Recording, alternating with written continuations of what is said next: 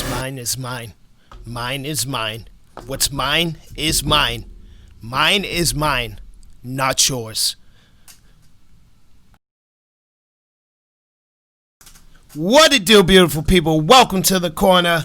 I go by Big Drip, a.k.a. 33 Cent, a.k.a. Lord Overthink, a.k.a. Captain Planet, a.k.a. The Better Half. To my left, as always, as usual, as necessary, is the Light Drizzle, a.k.a. Tech Savvy, a.k.a. Magic Man, a.k.a. my other 33 Cent, a.k.a. Useless. That was terrible. Just kidding on that last one. Or am I? I don't know. It's a mystery. Scooby-Doo, where you at? Yes. Welcome to the corner, beautiful people. It's episode... 6. Yes, 6. Big Drip failed math on several occasions. So please excuse me if I have to use my fingers to count every now and again. Welcome to the corner. We love your faces, and I hope you love mine. How we doing this week, people? I'm good. And you? I wasn't talking to you. Oh, okay. I was talking to the viewers. Oh, and God. They're seeming a little silent this Yes. week. I don't know why you guys aren't talking to us. Oh, my God. To keep it real with you, I'm a little offended that nobody wants to talk to us. I've gotten 0 DMs outside of, like girls trying to date me, because I get a lot of those. But I've gotten 0 DMs involving the show. I've gotten little to no comments on the videos. I'm a little offended, all right? I want to talk to you people. Do you not want to talk to me? Honestly. I don't understand. Honestly, I'm with you. I'm offended. I'm with you on it. On the highest regard. I think our video with the most comments is like 16. You guys are just being selfish at this point. Come talk to me. Yes. I'm lonely. It gets boring when you're just in a sea of women who want you sexually, right? You get bored, right? When there's too much of a good thing is real, So I just need human contact that isn't sexual for once in my life, because that's all. Big Drip's essentially a walking, talking. I'm essentially a sex toy with organs, And I just want you people to talk to me, maybe hold me, hug me. Hey, how are you doing today? Everybody says, Big Drip, get naked, but nobody says, Big Drip, how you feeling? It's like nobody cares. I just want somebody to love me. Yes. How is everybody doing today? My Big Drip name's... is sad. Somebody help him, please. Somebody. Somebody love me, for God's sake. Somebody, please. Love me. Please love him. My name's TY, guys. How's it going? I'm super happy. Today we're going to be giving away some stuff. Ooh. We're going to be giving away some things today. Yes. Ooh. Yes. Medium iced latte with skim milk and 3 pumps of caramel swirl. You know who you are. Yep. That's just a quick shout out. Okay. I did not know who that is. Nor will you ever. Okay. That sounds fun. But yes, so we're going to be giving some stuff away today. Oh, snap. And we have a lot of news, actually, for once. For the first week in a while. Yeah, a couple of weeks. Yeah, we've had 3 weeks in a row of dry spells. Yeah. But today... Oh, and I do want to publicly apologize. For? We forgot our recommendations last week. We did. Oh, yes. My goodness. Yes. I truly apologize for that, people. Last week was kind of a storm, a doo-doo storm. There was a lot of stuff going on, a lot of technical complications and stuff like that. I had to call my plumber and some more, so things got a little wild last week. So we apologize for that. We'll do 2. How about that? We'll give them 2 of everything this week. All right. We just have to save time for it, and we have to remember it. Yes. So why don't you jot that down? Yeah, Big Drip's going to jot down his. I'm doing games and movie this week. No, you said you wanted to do games and comics last week. Was that it? Yes. Okay, games and comics it is. Because you had a good comic to recommend, and then we just forgot about it. However, we could do one of all 4 each. No. Okay, sounds good. Sounds good. Because I do not know anything about video games, and I should not be recommending them. I beg to differ. See, now we had this conversation last week, right? Now, tell me in the comments if you agree. Because Light Drizzle does not play video games that often, whatever he recommends chances are it's going to be a pretty high-class game. For a guy who doesn't play games, to get his attention, has to be a pretty damn good game, if you ask me. And that was kind of the logic I was going I off do. of. I see your logic there. I do. I see it. There is method to the madness. I was going to say beauty, but okay. Okay, that too. But, hey, guys, again, we're really excited. Thank you guys for returning. If you're new to the channel, make sure that you smash the subscribe button, comment on this video, like it, and ring the bell for notifications so you don't miss any new uploads. Ding! Ding, ding, ding. That's the sound you should hear. Yes. Ding! When you hit upload, subscribe. Ding! Just mentally have that sound on in the background. Ding! So there's a couple things that I think we should start off with. Okay. So I want to spotlight a couple things right here in the beginning and get right into the action. So we did, like he said, we had some technical issues last week that prevented us from talking about everything we wanted to. So I want to start it off with two things that we missed last week. Number one, Dexter is going to be returning to Showtime for a 10-episode miniseries. And that's kind of cool. I don't know if you ever watched the show. No. I was just about to ask you, so did the show end like abruptly without like any kind of conclusion? Is that why, or what's going on here? It ended in a not so wonderful way. It was an ending. It was an ending. Not a lot of people liked it. Okay. So if you put up the comparison versus how many people like the show versus how many people like the ending, it would be a very one-sided competition. Okay. So I think this is a chance for them to run it back, and do it better, and also a way to run it as dry as possible. Okay. Yeah. To squeeze every half penny they can out of it. Right. But I mean, in all actuality, is Dexter really bringing in that much dough? This show is like 10 years old at this point, right? I'm not exactly sure how old it is. I've been hearing about Dexter for a while now, so I'm pretty sure. It's a good, I mean, I liked it. I liked it a lot. But I think the fat is dead type thing, But I also didn't get past season 3. Yeah. So. I don't think people are lined up for this. No. But it's another way Showtime can get another series out there, make themselves known, and kind of compete with. I don't know how Dexter's competing with like the Mandalorian and stuff like that, but it's not. It's not a competition. So we'll see. I thought that was fun. It's a fun little tidbit. And the second thing is bigger, not more big. I shouldn't probably speak the way I went to college for. But Static Shock is in the news. Oh, yes. With Michael B. Jordan jumping on to produce.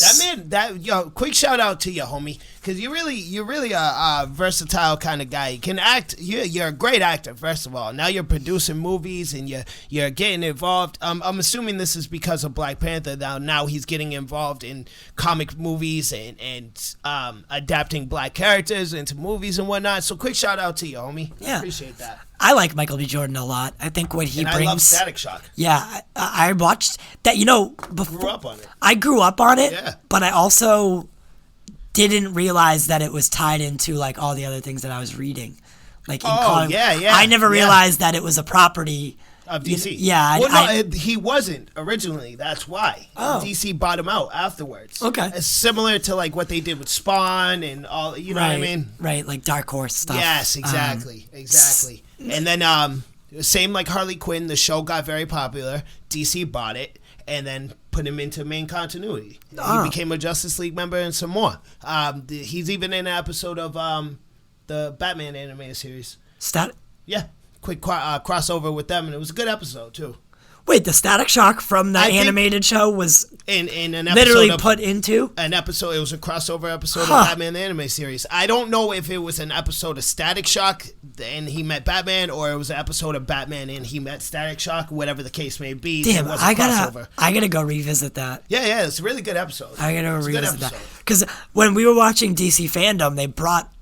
So they had a whole Static Shock panel, like a mystery panel where they were supposed to give us some new movie Remember? Yeah, Or which they did not. we They were spent the supposed to- whole time just talking about black communities, which I guess is fine, but like I didn't come here for that. I Yeah. came here for trailers and behind the scenes look and commentary on movies, not black movements. You know what I mean? I remember because all right, so we were actually hanging up my TV that day. Yes. And we had limited time to do it in between panels. So Static Shock, well, it wasn't Static Shock, but we thought a new movie was being announced for the mystery panel, and then it was all black community stuff in Static Shock, and we were like, all right, let's just go to the TV. Yeah, might as well just hang up the TV now. And we can Again, watch I this came here later. for behind the scenes, specific information on movies and or shows and or games and trailers. I did not come here for movements. Like, what are you doing right now? Yeah. You know what I mean? So, you guys are killing me. That was a little disappointing. And then, by the way, just in case you're just listening and not watching, I am a black man, so don't freak out in the comment section because of what we're saying. Oh, yeah, like yeah. Drizzle's white as a ghost. Yes, very. I myself very am a black white. man. But by association, I'm okay. I guess so. Not really sure how that works. I don't know. Al Sharpton, if you're watching, let me know the rules. That guy's a class actor. Yeah, he is. But yeah, very much so. I thought that was those are the two things that we forgot to include in TV time and breaking last week. Again, very sorry about that. Now we're a little late on it, so it was worth bringing up because those are two things that should be involved in our show. Absolutely. So should we start off? What do we start off with? Well, typically speaking, we do. You go first. Yes, I do. So hit him with the TV time. TY. TY's TV corner. Pew, pew, pew. Pew, pew, pew, pew. Pew. Yo, did he just say pew, pew? I want to pew. buy that shit if he said pew, pew. So this week in TV's big news, the TV corner. That was a horrible sentence. Very, very terrible. Do not quote me on that. Good stuff. Titans. Hey, Ty, real quick, on your tombstone, I'm going to put that sentence. Here lies T.Y. Man. Today's T.Y.'s TV, TV's Ty.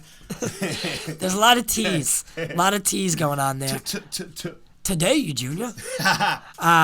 So Titans has been renewed for season 4 before Really? season 3 hasn't even been completely filmed. Bold. They're doing a lot of that lately. You notice that with the whole Peacemaker thing, and they're awfully confident in their TV shows, which is strange to me because, to my knowledge, they're not that big, especially Titans.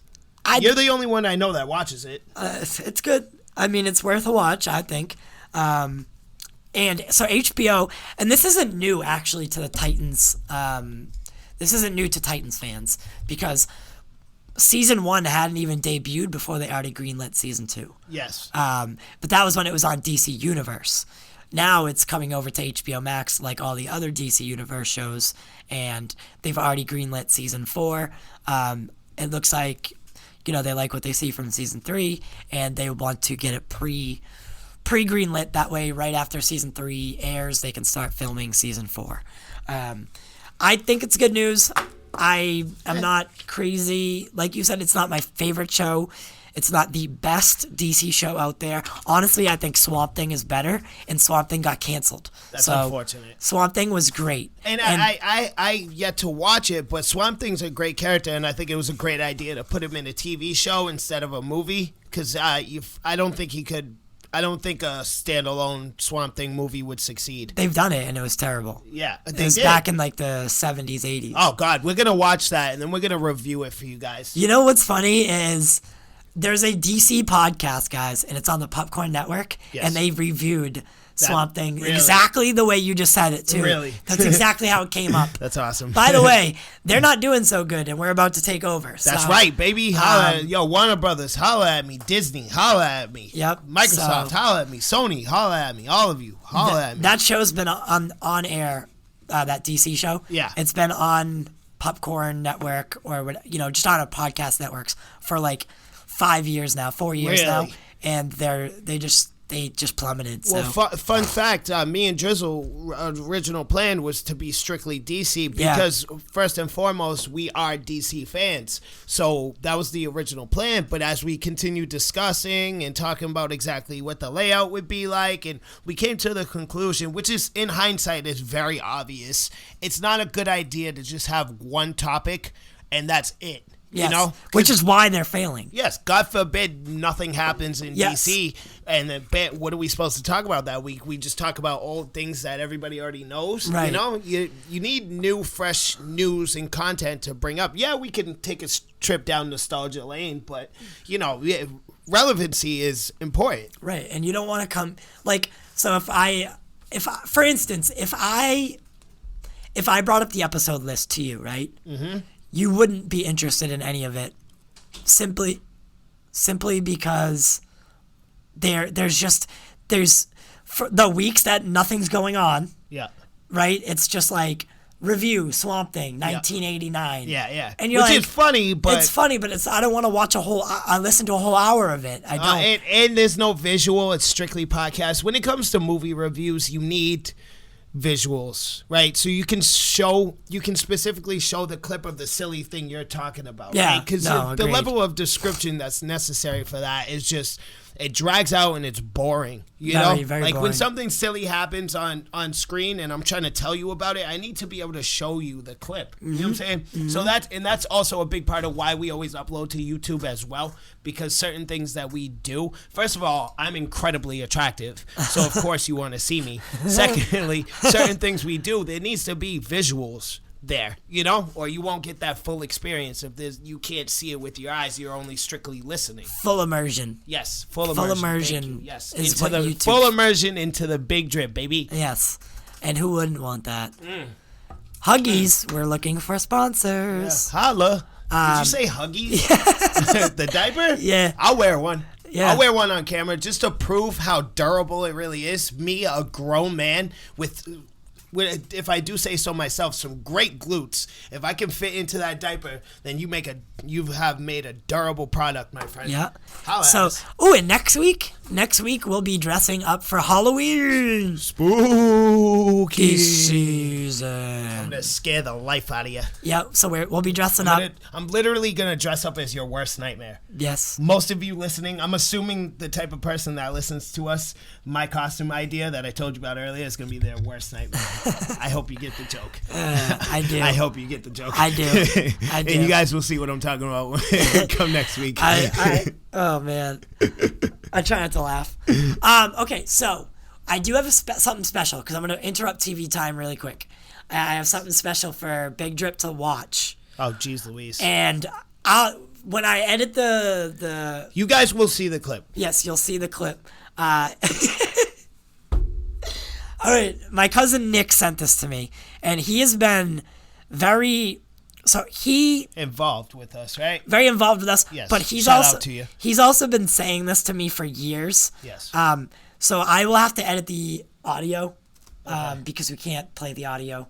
We'll get kicked off. Okay. YouTube.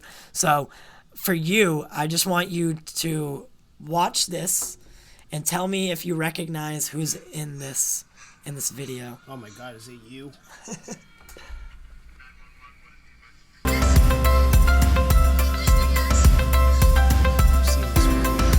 It's Halloween. Yeah. We saw it together. Yes, we did. Oh, geez, Louise. You're famous. Like just was on TV. My God. You know, not for nothing, but if this is your acting debut, boo. Boo. Shame on you. 'Cause first of all, this movie was terrible. Secondly, you're not doing a very good job. Is that a shotgun? Yeah, so this is Halloween, guys. This is 2018's Halloween. Boo. And I was featured in it. Light Drizzle was famous. I was in the movie. Yes. And yes. I thought that would be a cool little thing for everyone to see. Yes. That me and him saw this movie together, and he didn't even realize that I was in it. No, which is so strange. And quick fun fact about the Big Drip, I was in Black Panther. So all those scenes where Michael B. Jordan, like for example, when they were dueling, right, for the right of kingship, and Michael B. Jordan takes his shirt off. So right at the point the shirt comes off and it covers his head, they edit me in. So that's my body you're seeing with his face edited on top of my head. You know what I'm saying? So just a fun fact. Yeah. You know, you wouldn't know that because his face is edited. Everybody thinks, oh, Michael Jordan's so buff. No, that's me. That's Big Drip. Yeah, so, yeah. You're welcome. They pay him little to zero money. Yeah, but it's really for the clout, you know? Very much the clout. Yeah, and just the you know, these abs are for everybody is what I'm saying. You know? Big Drip's not selfish. This is actually some news that you might like. All right, hit me. Spinoff. Excuse me. Titans spinoff, Red Hood. Ooh. Yes. Wait.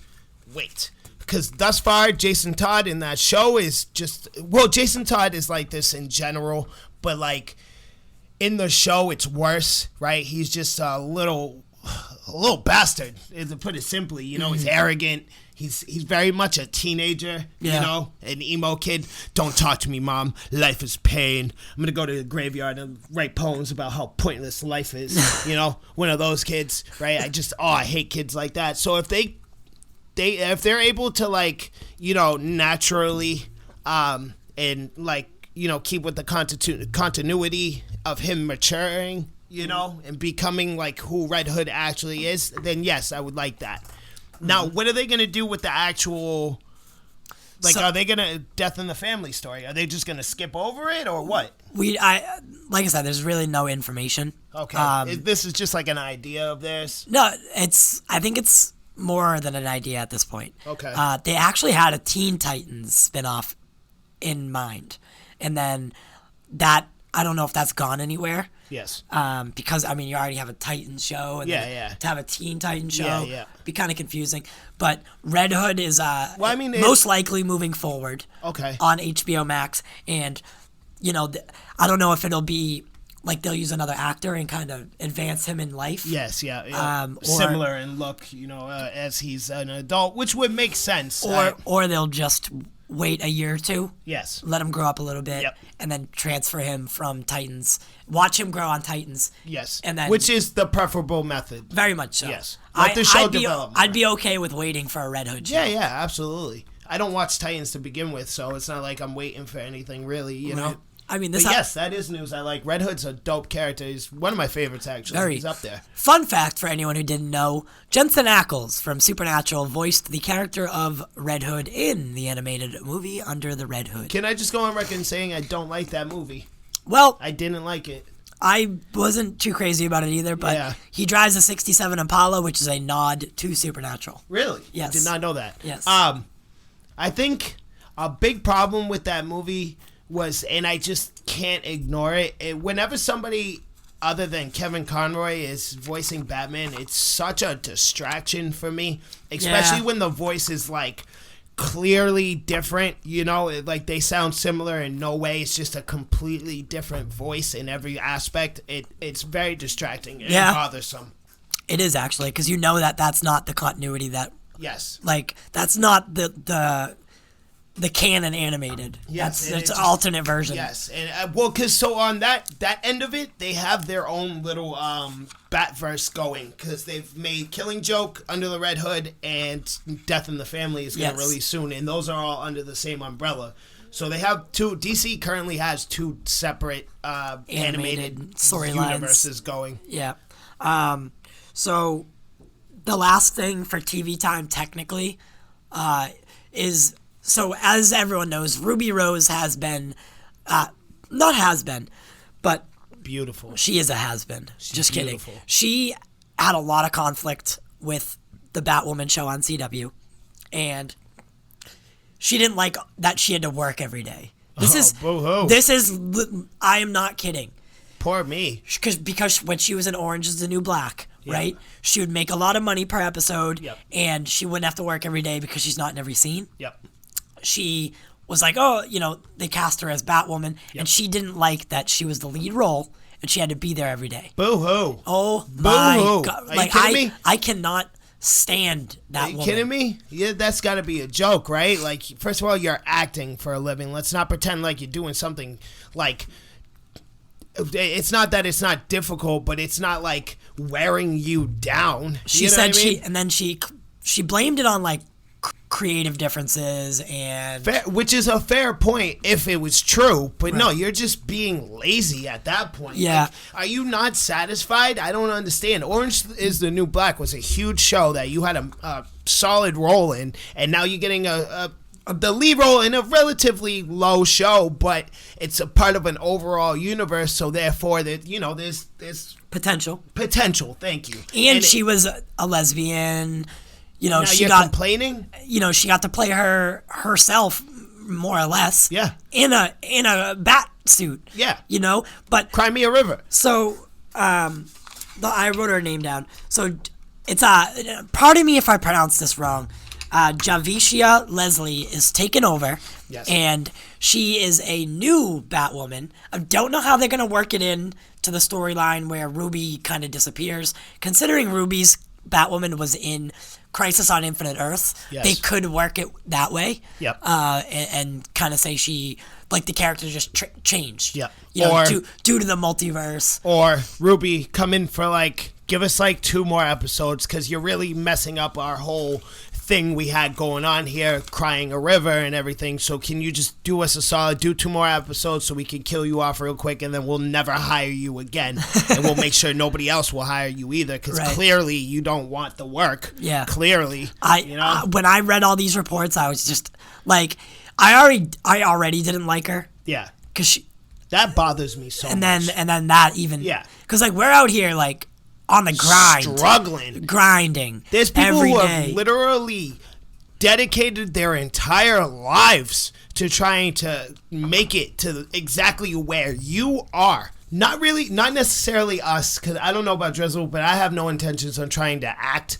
But there's people who have given up their entire lives, excuse me, let go of their families, their hometowns, all of their money, slept on the streets of LA for years and years and years trying their best to make it and never made it. And you have the audacity to cry and complain. Are you kidding me? That right there, she is the pure definition of privilege. Yeah. Are you kidding me right now? Yeah. So that's really old. That's old news, sorta. But it's also relevant now more than ever because, especially for female leads, who are not straight. Yep.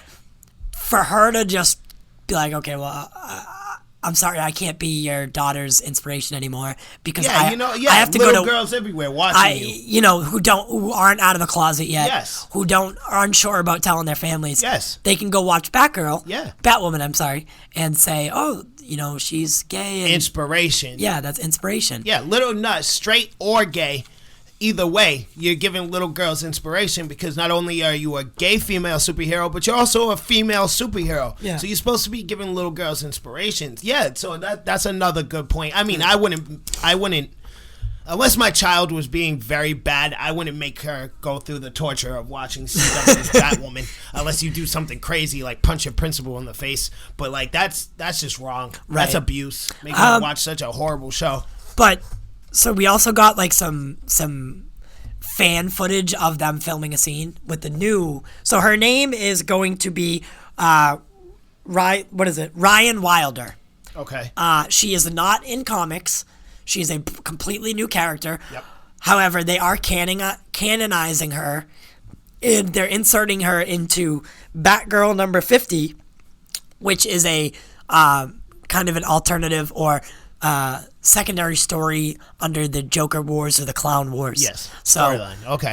Yes. They're bringing her into that to make sure that she has canon. Yes. And I feel like a part of it too, because DC has the tendency to do that.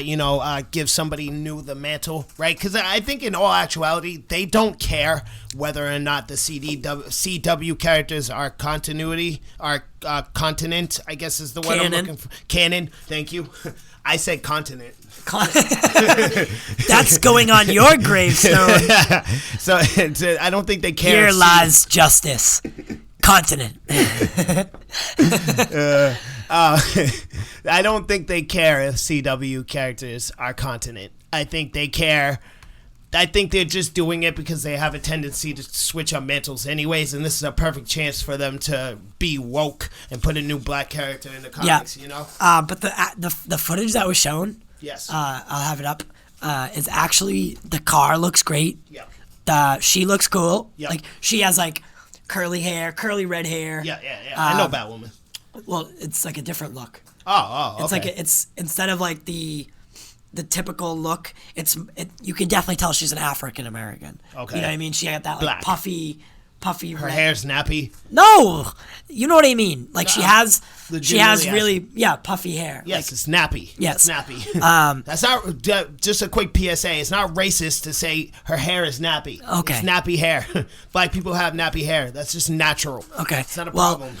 But she looks really good, and she looked pretty agile. I couldn't. You're a stunt double. I was gonna say I couldn't tell if it was her stunt double or not because it's really filmed from really up high. Yeah. But so I mean, it looks like they're going in a better direction. Yeah. So that's always good news. Can I ask you a question? Am I asking too much? And I'm also talking to you, the viewer, to answer this question. Am I asking too much that these people just make original black characters? Why do you insist on changing known characters into colored people? Why can't you just make stories about why? Like, are you guys just creatively dead or what? Like, I just don't get it. I really don't. I don't want you to change known characters. I want you to make new characters. Yeah, we talked about that last week. Yeah, I feel like my question is, am I asking for too much? I don't know. I just don't get it. I mean, I think this is better than them creating a new girl to be Batwoman, yeah, is better than them just changing Barbara Gordon or someone to a black girl. True. So it's a little bit better, but also it'd be cool if Ryan, I keep forgetting her name. What is it again? I keep going to say Riley. If Ryan was not Batwoman, but something else. A new character. Yeah. Yes, exactly. So I mean, we'll see. I mean, I'll watch the first episode and see how they transition. But the Arrowverse in general now, without Arrow, is going to be hard for me to watch because Arrow was the show that anchored me in. Yeah. Because it was not so silly. Yeah. And so, all right. So technically, this is TV. Yes. Technically, it's TV, but it also segues into the movie stuff. So we did a quick dip on the Joker being a part of additional photography for the Snyder Cut.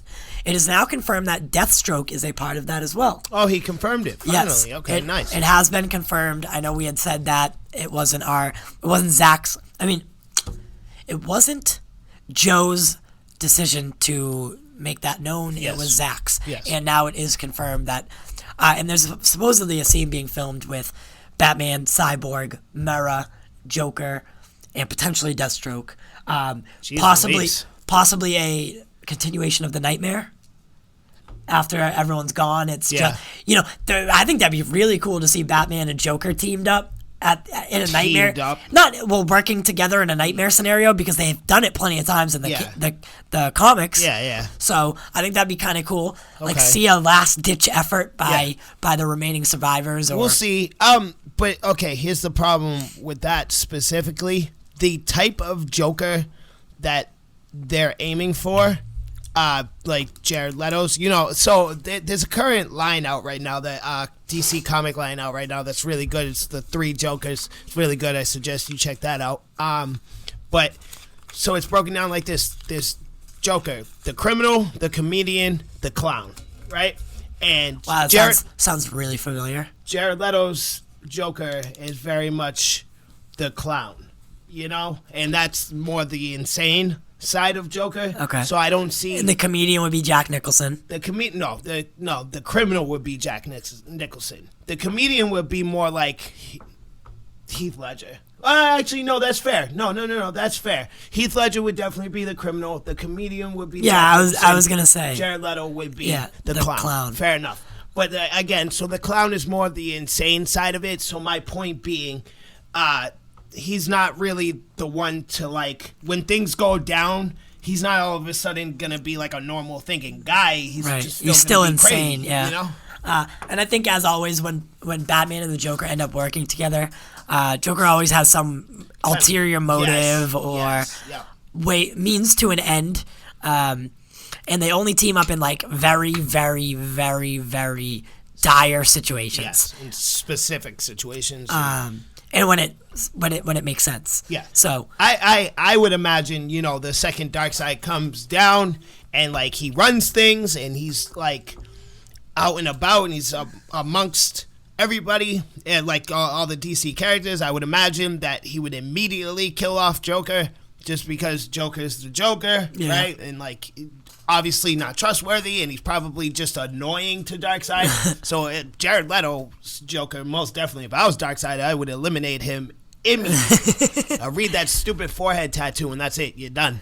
Darkseid's just like, what is that on your head? Damaged. Oh, my goodness. Well, you're about to be dead. I will never forgive that. But yeah, so I think...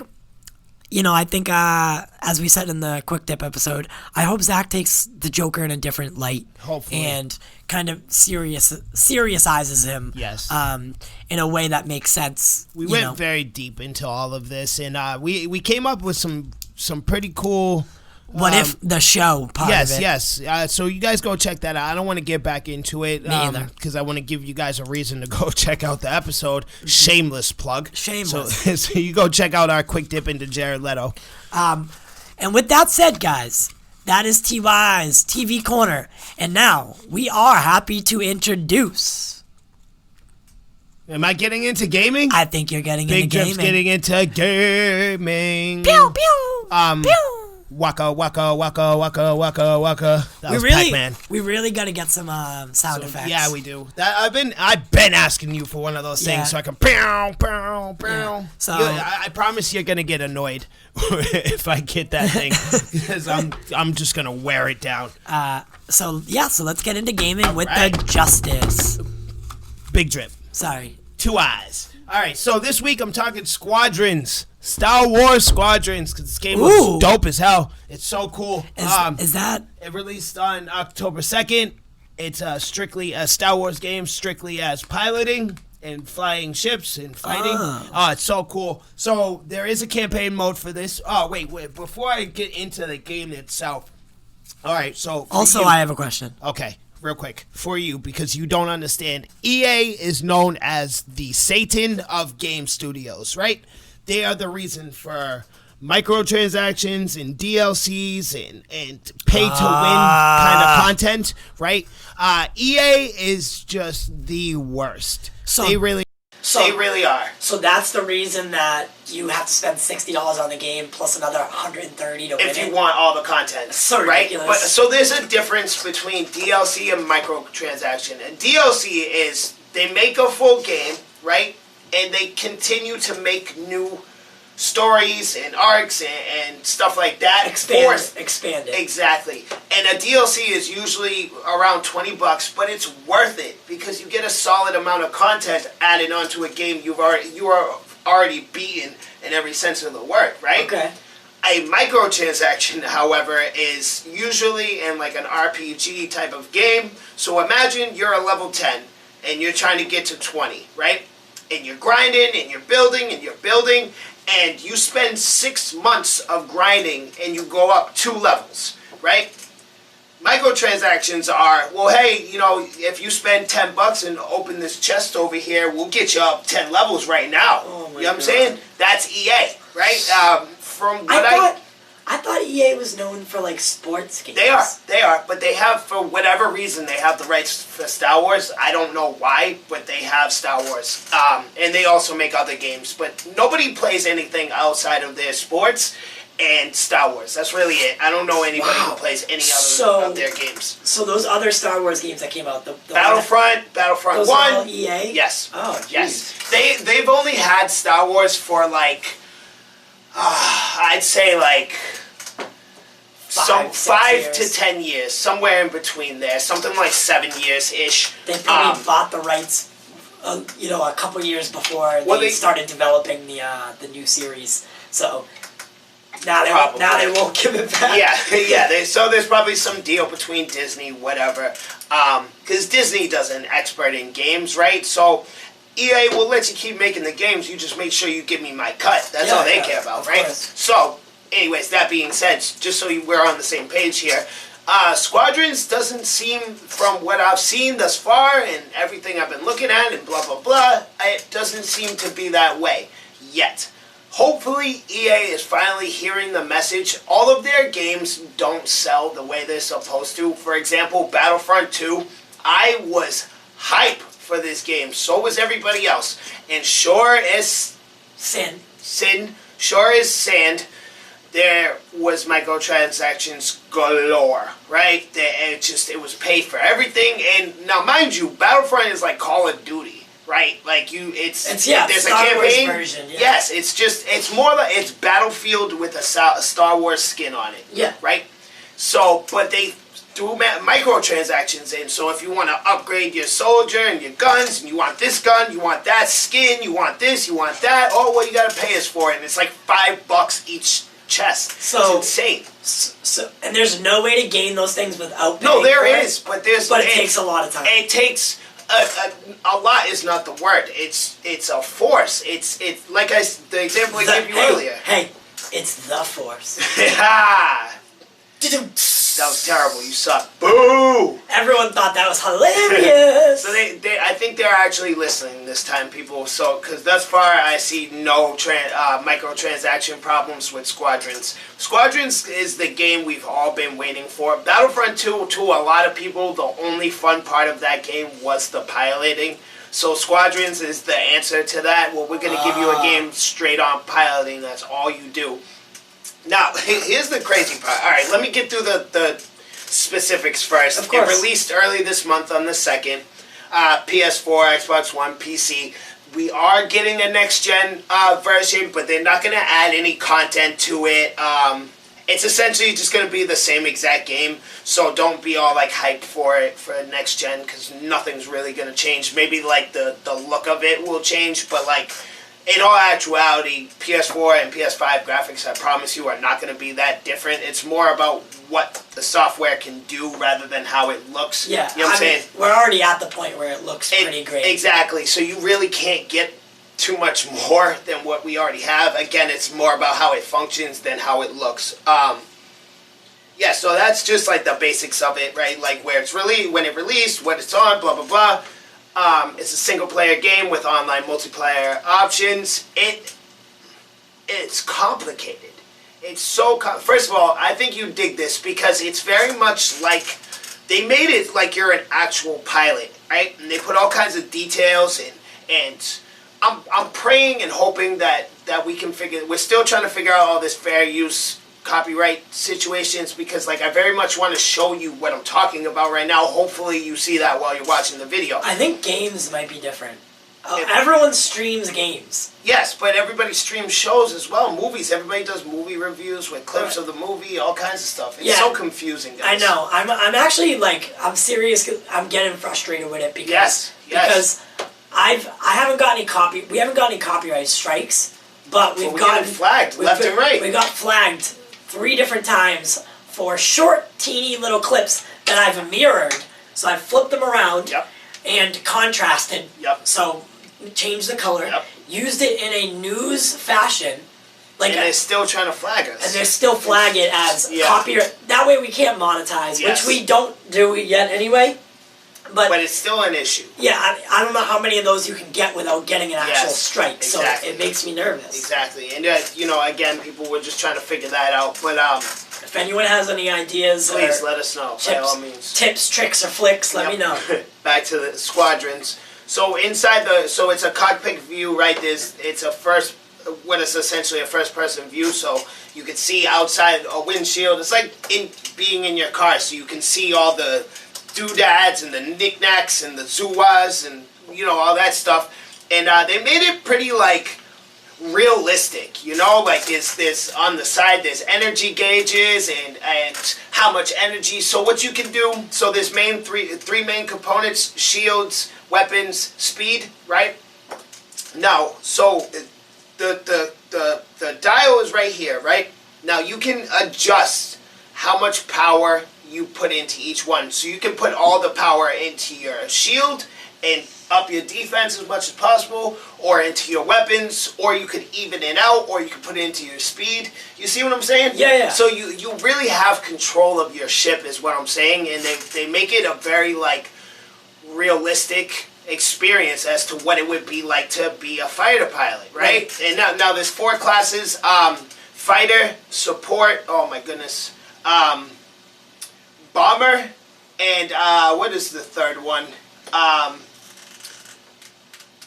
It's the fast one. I forget the name they gave it, but the fighter is just your basic, all around medium kind of. The bomber is the heavy hitter. Support is the one, it's support, and then the other one is just like he's the fast, quick, kind of like an assassin class. The quick one that just gets in, pew pew, and gets out. Yep. Type deal, right? So which is really cool. It's a 5v5 when you're on multiplayer, right? And it's this huge, the map is huge, and there's all kinds of stuff going on around you. It's really a beautiful sight to see. It's very much like an actual dogfight in space that you would see in Star Wars. It's a beautiful sight. They have plenty of stages and planets for you to fight on. And, I was just going to ask that. Yeah, dude, it's a beautiful, gorgeous game. Can you warp speed and go to somewhere else? Or to my knowledge, no. I would. That would be dope. Yeah, it would be dope. But they have games like that didn't succeed very well. Maybe in campaign though, where you're not fighting other people online. Possibly. No Man's Sky does that, where you actually travel from galaxy to galaxy and planet to planet, and it's a very it wasn't well received because you spend a lot of time just in the vast the vast emptiness of space, Gotcha. So I don't think that's part of it. This game is very much action based in go go go go. You know what I mean? It looks beautiful, people. I highly suggest you try this out. Big Drip's gonna go cop me that ASAP. That's about it. That's getting into gaming. No, I'm not done yet. Oh my god. That's it for Squadrons. Oh. There's 2 more things I just wanted to talk about real quick. 1, Lord of the Rings Gollum. We have little to no information on this. It's releasing next year. It's obviously going to be a next-gen game. As far as going backwards, I'm not sure. They've given us little to no information except for some screenshots and whatnot. And I just wanted to bring this up because, dude, yes.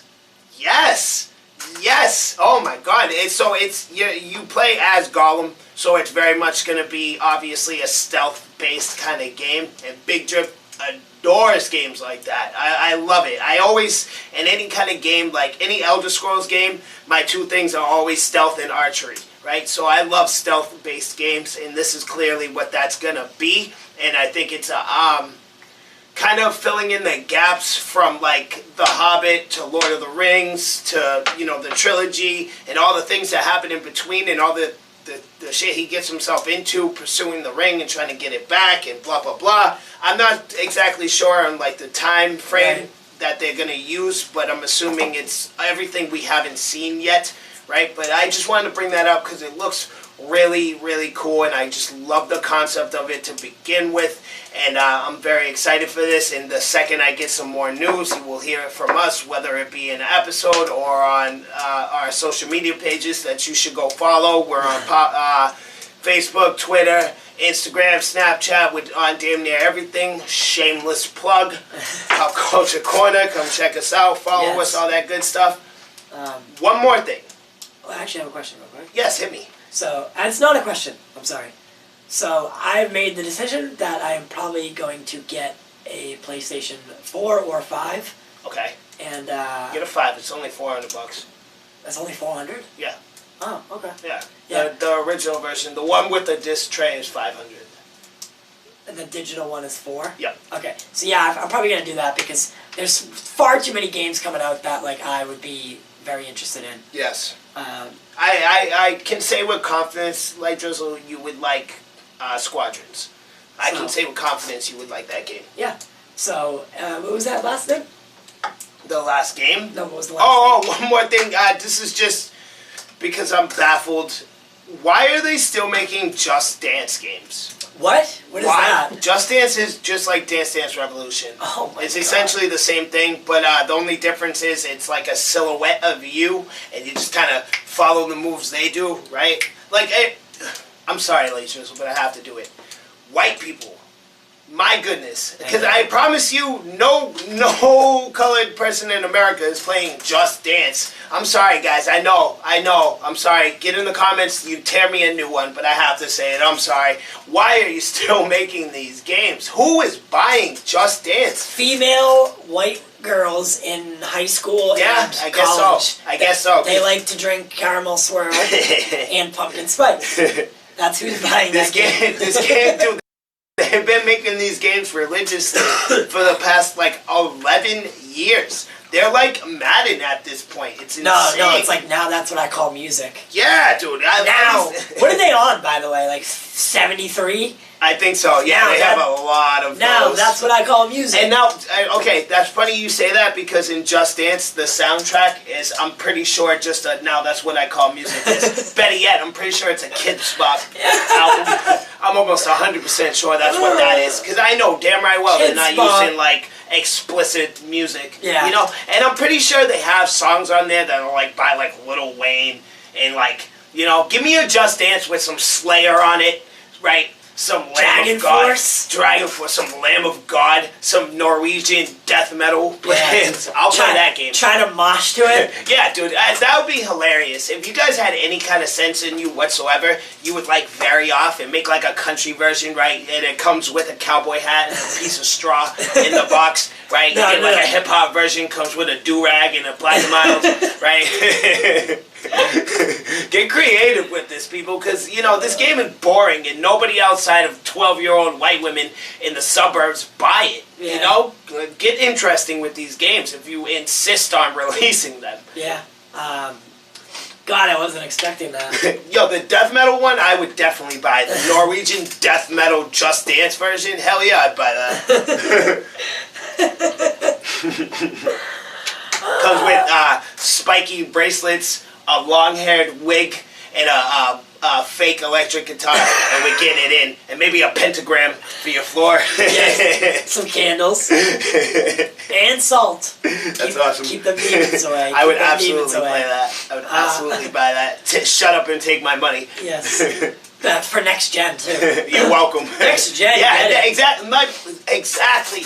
Next gen, PS5 and Xbox Series X is coming out, and your concern is Just Dance? Are you kidding me? We have not been waiting 8 years for a next gen console for you to put out shit like next Just Dance. Yes. Unacceptable. Over here stuttering over angry. My God, he is stuttering. Alrighty. So that was getting into gaming. And as always, we'll have this video chaptered up so you can skip to exactly what you want to hear. Yes. And, yes. Come in and take advantage of it. See what you want to see. Yeah. And then get out. Yeah. We understand. We get that. Yeah, we get it. Not everyone has an hour and a half to kill. Or we tend to go over an hour. Yeah, we do. But the whole point, again, guys, I feel like we have to remind everybody, this is a podcast, right? I know we push YouTube pretty heavy, but that's because YouTube's your best place to start when you're a newcomer. But at the end of the day, this is a podcast, so it's really meant for you to preferably go on something like Google, Apple, or Spotify. Yeah. You put in your headphones, you listen, and you continue on with whatever you're doing. It's great for when you're cleaning the house, or you're on the train, subway, whatever the case may be. But that, at the end of the day, that is in fact what we are, a podcast. Exactly. So, with that being said, I think it is time to announce our winners. Really? Yes. Oh, okay. It's time to announce our winners. So, what we're going to do right now, guys, and for the podcast, if you can't hear us, we're going to take a minute and we're going to scroll through and we literally don't know who it is yet. So, what we're about to do right now is essentially, he's going to pick somebody real quick. He's going to hand me his phone. I'm going to scroll, randomly pick somebody. We're going to announce your name, and then we'll, I guess we can also put their name in the description, something along those lines, so just in case you don't hear us. In order to claim the prize, here's the trick. In order to claim the prize, you have to have known you won, so AKA listen to the show, and know that you have to message us, one of us, Directly. Yes. So if we say your name, you have to message one of us, But if you don't do that we'll give you 48 hours. Yeah, that's fair. Give you 2 days to claim your prize. Just it's real simple, guys. Or you know what?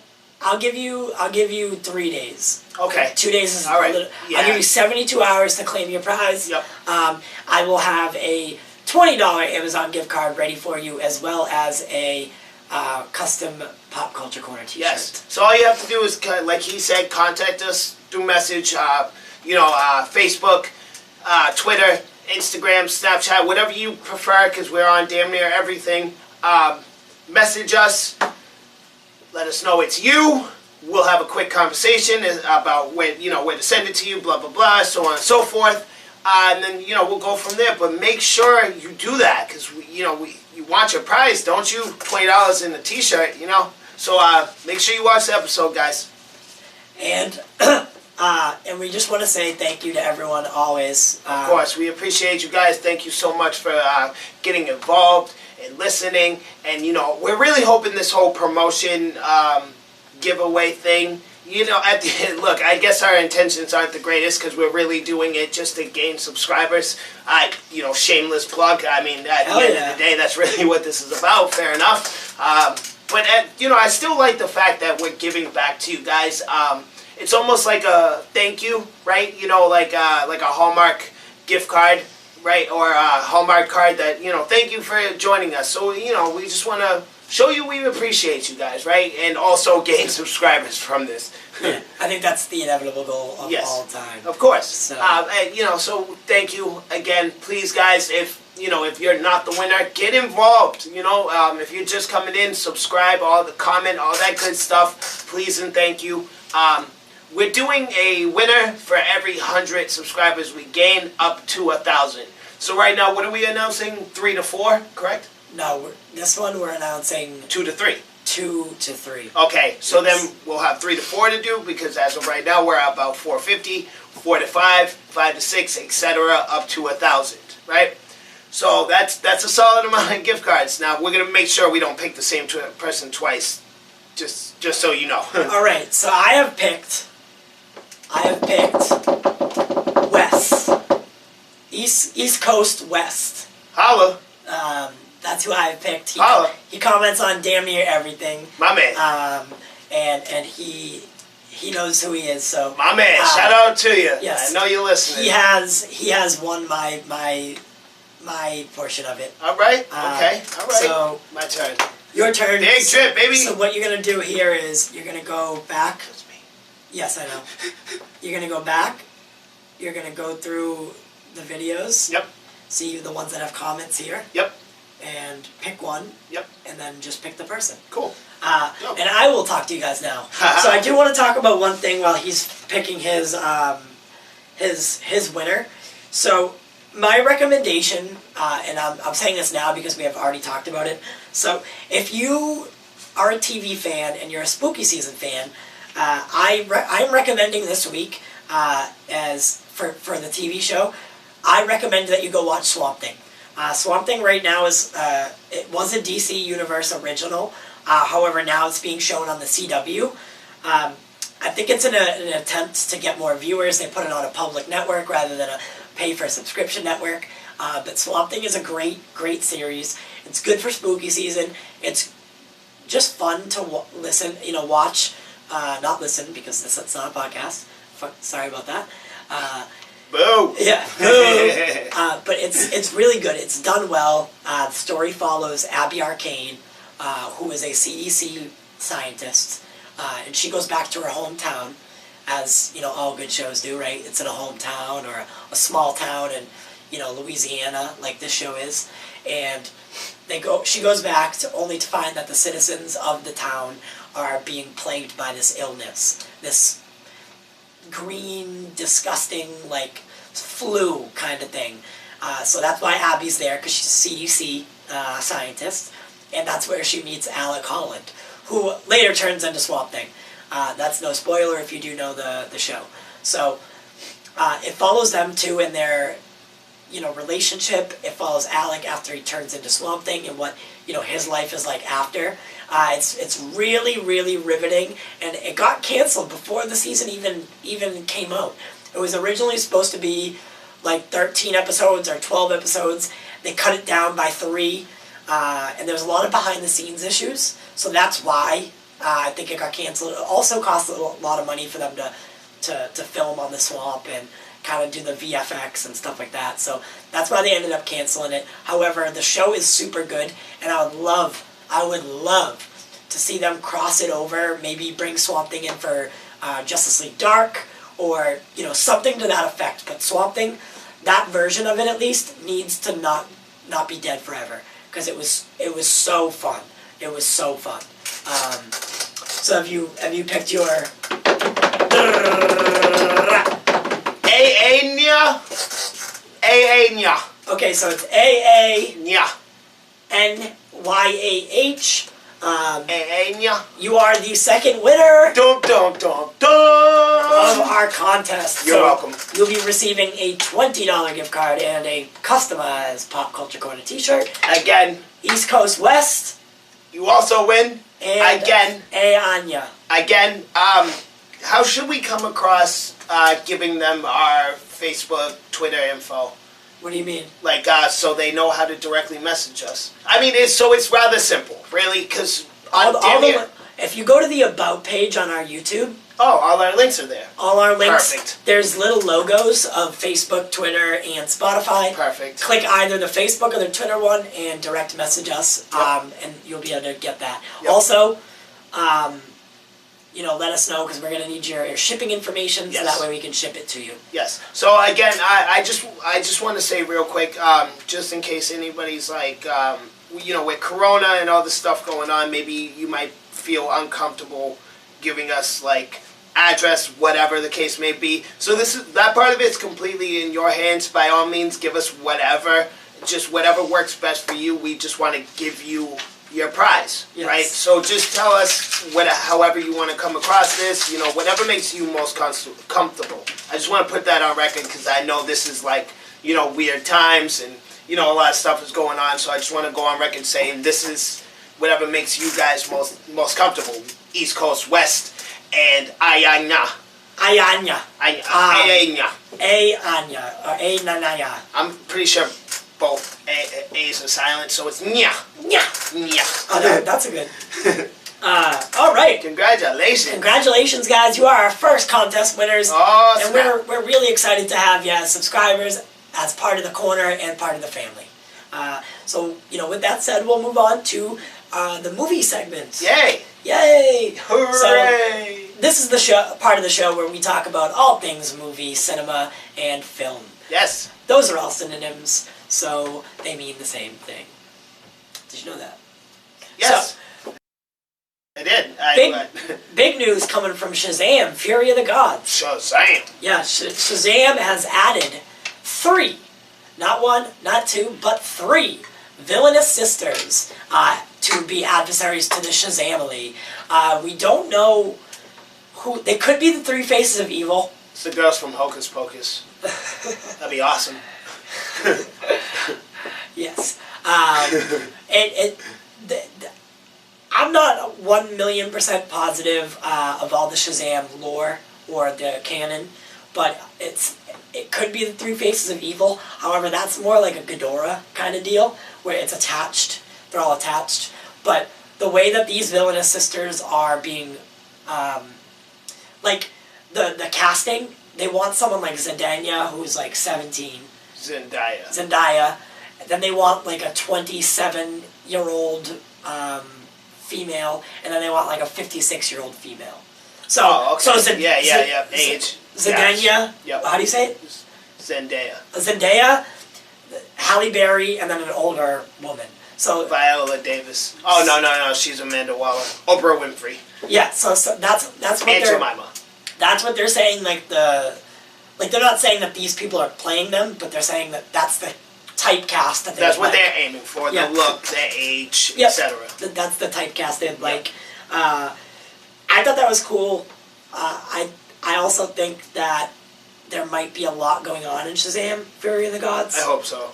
Because now and there's an issue with this movie. Okay. Because the longer you wait to start filming this movie, the older those kids are going to get. And Yeah. you know how kids grow really fast. Yes, yeah, they're at that age, especially the kid who plays Billy Batson. He's at that age where he's going to hit some random-ass growth spurt. Yeah. But in all actuality, that's not that much of a problem. All you just say, like, in the movie, like, nobody needs to be told that kids grow. Yeah. You know what I mean? Well, I'm saying, because if they're trying to place it at a certain time... Oh, yeah, it's supposed to be, like, 6 months after the first one. I mean, you beat on that if that's the case. So, that's unfortunate. Yeah. Zach Levy said that, they're hoping to get filming soon. However, restrictions from COVID-19 they're not a joke. And you need to adhere to them. So yes, of course. It's literally a movie about 6 people. So they're tight quarters and stuff like that. Also, let's talk about Amber Heard for a second. Okay. Mara. Yeah, I know. She's beautiful, by the way. I love you. Yeah. So, what is going on with you, Mara? I'm Amber. Sorry. What is going on with you? A new female character has been added to Aquaman 2. Now, most people think that they're going to be trying to phase Mera out. Yeah, I heard something. Due to her legal conflictions with Johnny Depp. Yep. Them both working for WB, which is very, very weird. And, it's a conflict of interest. Who knows what their lawyers want? They're going through a very, very, very, very public and ugly divorce. And nobody wants that. Like, no company wants that, like, info, especially when they're trying to make entertainment. Nobody wants that kind of drama on their sets and whatnot. Because Johnny's in the new spin-off of Harry Potter. Yes. Yep. WB makes those? Yes. I did not know that. Yes. I did not know that. Makes those. He plays Grindelwald. Yes, I'm aware. Yep. And, obviously Amber plays Mera. And, imagine, around the time all this is going on, they're trying to shoot Aquaman 2, and she's coming in all kinds of, butthurt and angry and, frustrated, and she can't get her lines right, and she's freaking out on, like, staff over there and whatever, blah, blah, blah. So nobody really wants that kind of drama. And, I don't know if this is true or not, but maybe the character just wasn't well received. Maybe the fans hate her. I'm not a fan, so I don't know, but maybe everybody hates her, right? And they just want her gone. The article I read stated that they're setting it up so they can get rid of her if need be, right? So they're going to have one in the holster, in other words. Yeah. Kill her off if need be. Yeah, and Zack Snyder's Justice League, who knows? Who knows what happens? Yeah, we'll see. All I know is there is trouble a-brewing. A-brewing. And this divorce is not even close to being over. Yeah, and it's affecting movies, apparently, her career. Here's some good news. Fast and the Furious is going to end after 2 more movies. Really? Hey, finally! Okay, so, look, there's a channel I watch that I like a lot, and he's relatively small, so I'm going to give him a shout-out. Cosmina Variety Hour. No. Yes. For some reason I had a brain fart on his name. He's a great channel, though. He's like a movie critic kind of guy, and he sometimes reviews games, but he's a great channel. I like it a lot. And, he kind of sold me on the Fast and the Furious series. I watched this video the other day, and he makes some really compelling points. Like, it's a great sit-down. So the way he described I've said that. Wait, no. The way he described it is an anime, right? The first season to build everything up is always boring, and it's not fun, but you power through it, and the payoff is so worth it. So in the sense of Fast and Furious, it's the first 3 more movies that are just boring, and they're lame, but then 4 comes around, and, like, things start to pick up, and you're like, oh, okay, did he just do a backflip with that car? That was pretty cool. Then 5 comes around, and 5 just... things get crazy. That's when they flip the switch on, right? The action switch, and they're driving tanks, and they're taking out airplane tires with a Dodge Charger. Bring The Rock in. Yeah, and then 6 comes out. Yes, The Rock comes in 5. Now 6 comes out, and things are just balls to the wall. Buck wild. Action.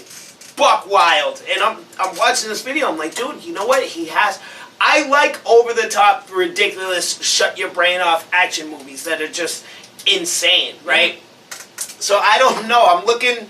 My views are looking a little different on these movies. 4 and up, anyways. Yeah. The first 3 are still utter trash. But when that action picks in, my I'm not gonna lie. kind of change. I've said it since the beginning. I don't mind them. I just shut my brain off, like you said it, Yeah. and power. And I get a couple laughs out of it. Kills a couple hours. Yeah. I liked. So this is what this means is not including the one that's about to come out. 2 more after that, and that's for the main storyline. That doesn't mean Spin-offs, spin-offs. Hobbs and Shaw, Hobbs and Shaw. Cobbs and Slaw. Yeah, and then the movie about Idris Elba's Superman. you Yeah. know. So that doesn't pertain to those. That and just the main Vin Diesel storyline. Yeah. Who knows? And I know for a fact there's going to be spin-off galores. I know Yeah. for a fact. Now Disney's Raya and the Last Dragon, the animated Disney movie. Yes. Hi. Excited. We just wanted to throw that in there real quick because the trailer drops tomorrow, and at some point I want to get animated movies included in this. You know, we talk Marvel all the time. We talk Star Wars, so why not talk Disney's animated section, right? And I'm a huge fan of animated movies. More often than not, I'm watching something animated, whether it be like an old school classic or a new movie or DC's animated movies. I just like animation more than I really like live action, to be honest. And so I just wanted to start incorporating that. By the time you see this video, that trailer will already be out. So I want you guys to go check that out. I'm going to check it out. Disney doesn't disappoint, especially in their animated side of things. So you guys go check that out. Just a quick shout out. Quick shout out. Yeah, man. Other news, Battlestar Galactica, the movie. There's a new movie being developed. Really? Battlestar Galactica. Really? They have tapped Simon Kinberg to write the script and produce it. Now, is this going to be oh my God, who did J.J. Abrams? Yeah, Star Trek? Star Trek, yes. Kinda, I think. Okay. I think that's the route you have to go. Yeah, yeah. I think a Battlestar Galactica movie can work, but you have to do it correctly to appease the cult that follows it. Yes, because these are, Battlestar Galactica fans are super nerds. Yeah. Dwight Howard. Enough said. That's a Battlestar Galactica fan. So, and if you mess that up, they're gonna burn down the theaters. So I suggest you take your time with this, my friends. So I thought that was interesting to. Because to my knowledge, Battlestar Galactica hasn't gotten any kind of new content in a long time. Correct? No. Yeah. So these super mega nerds are gonna be very, very violently upset if you ruin this movie. So I suggest you do it right. Correct. For your own well-being. So. That's it for the movie industry stuff. Thus far this week, anyways, guys. Thus far this week. So with that being said, let's get into some anime anarchy. Yeah, can I just say real quick? I'm most excited for the Disney movie. Out of everything we just talked, that's the one I'm aiming for. Again, guys, I love animated stuff, so Disney. I'm just happy Disney is still dropping good content after all these years. They still make movies that are just great to me. Shazam is probably the one that I'm most excited about. Yeah. I loved the first one. General audiences like the first one. Oh yeah, most definitely. I thought it was a fun. It is a fun movie. That is for sure. The mix between the comedy, action, and drama. Like, it was blended perfectly. Yes. So it still fit in the overall DC universe. Yeah. Yep. But also had elements like if you were trying to copy Marvel, or not copy Marvel, but Shazam is their homecoming. Yeah, I thought it was done really, really well. I thought Zachary Levi killed it as Shazam. The guy who played younger Billy Batson also did a really fantastic job. Yep. I like that he had that punk attitude in the beginning. Yep. Learned his lesson, became a good guy. For the first time that I can think of in a while, the child actors were actually good. That's a very rare occurrence. Right. Usually child actors are painfully obvious. But this time around, especially Billy himself, did a very good job. Even the youngest of them, that little black girl there. She was so adorable. And she turns into Megan Good. She was the best. And that's usually where you get into dangerous territory when they're 6 and below, right? And it's just painful to watch them. Yeah. She did a good job. So congratulations to you, Sunshine. Yeah, she was fantastic. Yeah. She's adorable. To this day, my mind is still blown. Megan Good, really? Yeah. I just she's always been in BET Originals and like Video Vixen and just movies like that. And like, you know, she was like, I think she was in Step Up or whatever. She's just always been in movies like that, like black community movies, for lack of a better term. So it was weird to see her in Shazam. Yeah, no, it was only for like the last scene. Yeah. But in the next film, it's going to be very heavy. Yeah. In all actuality, Megan Good has really only been just like eye candy for movies. She's essentially Black Jessica Alba. Awesome. Right? You know, because she's only been there just for like something to look at. Usually she's not a very good actress. But so I thought when we first watched it, I was really like surprised that they used. I had just finished.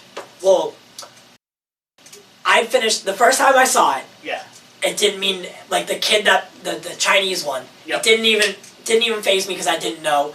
And then I watched 13 Reasons Why with Stephanie, and then watched Shazam again with you. Yep. And I noticed that the Chinese kid from the younger one or the older one, version? superhero version. Yep. He's the one from 13 Reasons Why. He's the Chinese kid in that. And I was like, wait a second. Yeah. I know you.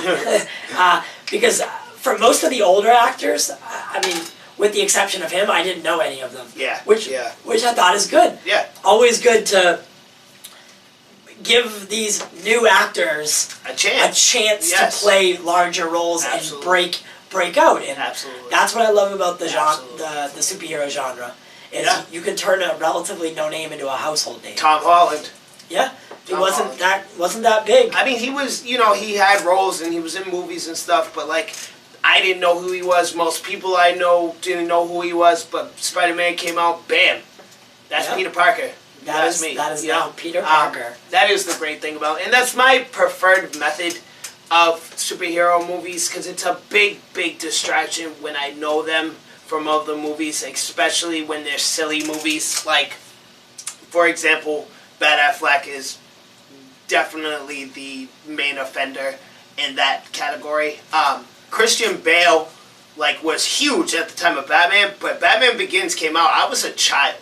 Yeah. I was 9 when that movie came out, so, like, it didn't faze me, and I already grew up with him. That's how I grew up watching Christian Bale. This is before I've seen all of his other movies, right? So, I was a child, so it didn't faze me the same way, you know? But that's my preferred method of making superhero movies, is you take a relatively unknown actor, and Chris Evans, Tom Holland, people like that, you know, you put them as the superhero, the main lead, and let them build a career off that. Even Chris Hemsworth, I didn't really know of him before. Not a lot of people did. Thor, you know what I mean? And that's my preferred way of coming across this.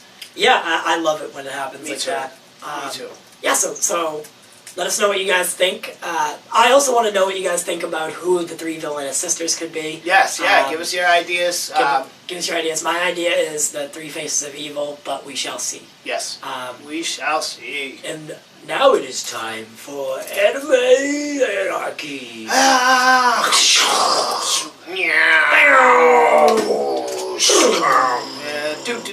Driving my car. Oh my god, explosion! Boom! Anarchy. What are we talking about today, Drip? This week I told you guys last week I want to start getting into more niche, unknown animes that I can actually put you onto. But I have one more big one to talk about because I absolutely adore this show. One Punch Man, baby. Oh my god, this show's so cool. Even I've heard about that. One Punch Man is so cool. I absolutely adore this show. One Punch Man is just it's so simple and to the point and awesome. You know, it's a story of a man that is so incredibly powerful that he got bored. That there is literally no challenge left that he can find. He's actively seeking challenge, and he cannot get it. He is literally the One Punch Man. He ends every fight in one punch. That is the premise of the show, and it goes pretty deep. So it turns out I don't understand any of this show. So okay, well, all right. So I've always been like really skeptical, and I just hate it. Wasn't it made in a parody way? No, like towards Superman. No, yes, sort of. I was just about to say that he's basically Superman, right? but it's different. It's original. It's not like a parody thing. Like it's an original thing. But yes, like Superman is kind of like the basis, right? Okay. The premise of the show is that there's monsters and aliens, and the Earth is constantly in danger. So there's a hero association, right? Okay. And there's just a hero association The that Justice League. Yes, in a sense, yes. Okay. That consists of, like, for example, say 500 heroes, right? They class them in ranks, S rank all the way down to C rank. And these heroes go out, they fight monsters, blah, blah, blah, etc., so forth. The main character, his name is Saitama. He originally started off being a hero for quote-unquote fun. This man was... Now, they go very deep into, like, his emotional... It's more than just he's bored. He's depressed. They never say it out loud, but that's what it is. He's depressed, and he just doesn't have any, like, caution for his own well-being. He just goes out there, he just throws himself out there, and he says that, oh, I'm a hero for fun, but in all actuality, he just doesn't care about his own well-being.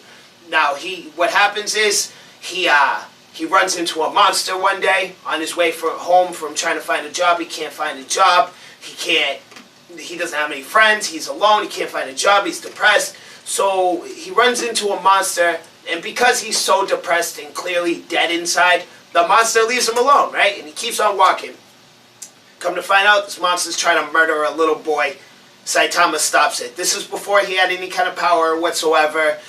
One Punch Man very much focuses on limitations and breaking those, and willpower plays a big part of it. So most of these people don't have superpowers to begin with. They train and they learn and they break their limits and become more powerful, right? Okay. So that's exactly what Saitama does. He defeats that first monster and he continues to go, and he gets his ass beat every time for the first couple times, but then it gets to a point that he trained so hard his hair fell out. Now he's bald, but he's the most powerful thing there ever is and probably ever will be. He's One Punch Man? He is One Punch Man. Okay. And he starts off as this regular guy, but he breaks his limitation to the point that he becomes the most powerful being there is. There is nothing like him. And thus far, through all the villains that they've showed us and all the monsters and the ridiculous power that they have, nothing has even come close to him. So typically what happens in an episode, they establish the monster. And the great thing about One Punch Man, there is no fillers. They didn't get greedy with this, which I love, because it's a popular show, but they haven't gotten greedy yet. And they haven't thrown in a bunch of unnecessary fillers. So it really keeps your attention the entire time. What typically happens, they establish a monster. They show that monster defeating high-class heroes easily. The monster just beats them. And we watch Saitama approach on the side, and it's really the focus is, can the heroes defeat him without Saitama? Because Saitama is the One Punch Man. When he comes, it means business. It's just like, imagine the Justice League in the Doomsday movie. They're fighting Doomsday, trying to stop him before Soup shows up. When Soup shows up, he gets the job done, right? Yeah. Now, they go into they go into emotional detail as over time, they'll never say it. They never say it out loud. It's very subtle, but, you notice that you start off the show thinking, it's just very simple premise. He's bored, so he becomes a superhero. But it gets much deeper than that. And you notice over time that, this man is truly and honestly depressed. And he's honestly out here with a death wish. But he's so powerful. No, he's not immortal by any means. He can die and he can be injured. But he's so powerful that he's yet to run into anything that can damage him. Gotcha. At one point, at the end of season 1, he was fighting a being known as Lord Boros, and this being has gone throughout the galaxy, conquering planets, and he has not been challenged yet. He has not used his full power yet, until he met Saitama. Lord Boros needs Saitama so hard, he landed on the moon. Now, Saitama is essentially just a normal guy. He still breathes and eats and water and all that stuff. Kicks him so hard, Saitama lands on the moon. He gets on the moon, he does this, he looks around, he grabs a rock, and he notices the gravity, and he holds his breath. Right? It's a hilarious scene. There's a lot of funny little comedy in this show. It's great. But so he's holding his breath, and he preps himself, and he jumps from the moon back to Earth. It's awesome. It's just such a dope show, guys. It's a simple premise with deeper meaning and cool action. It's really worth your time, worth a watch. Like, for example, all those who know who Bill Burr is, he's a comedian, and he's very much like a manly man, right? Like, he watches sports, and all he does is talk about hockey and stuff like that. He likes One Punch Man. He said on his podcast that he likes that show. Like, I couldn't recommend this show enough. Like, it's Naruto, One Punch Man. Like, this show is amazing. And again, the only reason I wouldn't recommend Naruto is because of the filler. That's the only reason I wouldn't tell you to watch it, because you will get bored with the fillers, because they're awful most of the time. One Punch Man does not have that problem. You will be entertained throughout the entire thing. I want to jump into Season 2 real quick, because I believe we had this conversation with MCU's Big Bad. Gariu is a main villain, but also like a side villain. So what they do throughout the entirety of Season 2 is, in the background, I told you earlier, a big part of this show, your power comes from breaking your limitations, right? You don't give up your willpower. You become stronger by doing these things. So what they show throughout the whole time is Gariu in the background. At first, he's defeating heroes easily. Now, these heroes are all built to fight monsters, right? So when Gariu comes around, a man who is just very powerful and skilled in his sort of martial arts that he uses, they don't really have an answer for it. So at first, he's just wiping out heroes left and right. S-Clank, C-Rank, A-Rank, all of them. He's just wiping out heroes. But then he starts to face challenges. He comes across his old master. He comes across Saitama on a couple of occasions. And he can't defeat them. But he always survives. And he gets stronger as it goes. And he doesn't give up. Mid-fight, he was on the brink of death.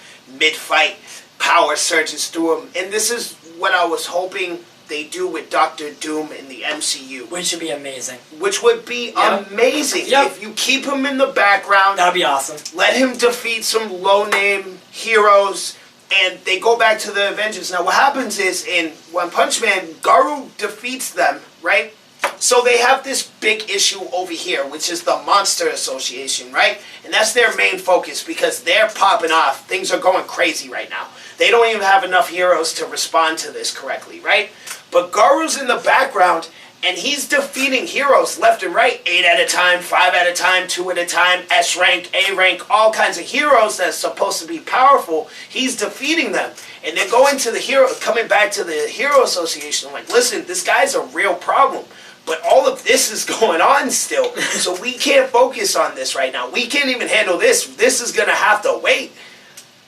That's what I want to see in Dr. Doom. Kang is all this right here, and this is the Avengers' full attention. But like Falcon, maybe introduce somebody like Squirrel Girl, whatever. I don't have specific examples, but have Doom run into them, beat the living hell out of them, establish how powerful he really is. They go back to the Avengers like, listen, we got a problem over here. Well, Avengers like, listen, we got a bigger problem right in front of your face, right? And They don't know that the lesser problem is really the bigger problem. Gonna be the problem. Yes. I would love that. It would really be cool for Doom to so maybe in Season 2 of Falcon and the Winter Soldier, Season 2 of WandaVision, he's just in each of these shows, for one episode, beats them down, helps the villain in that show, and you start seeing Doom everywhere. Yeah. But not enough to where it's he's in the movie. Yes. So you just see him in all these different shows. Yes. Yep. Establishing himself. Yep. Exactly. Yes. Maybe he runs into Thor one time. Thor beats him without a problem, right? And he doesn't think too much of it because it was an easy win.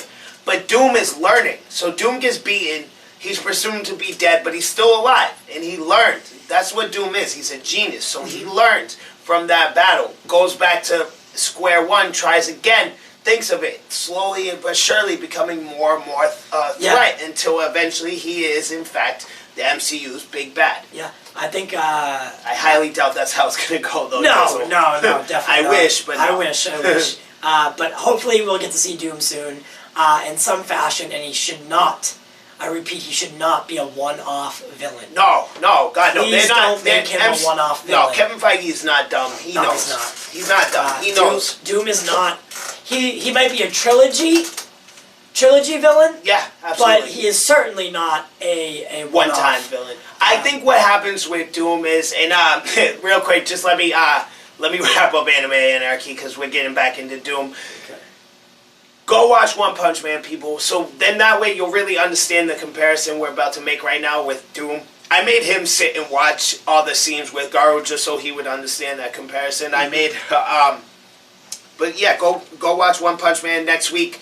It will be the beginning of the more lower name animes. I'm thinking God of High School for the first one. I don't know, guys. Get in that comment section. Let me know. Give me some recommendations, guys.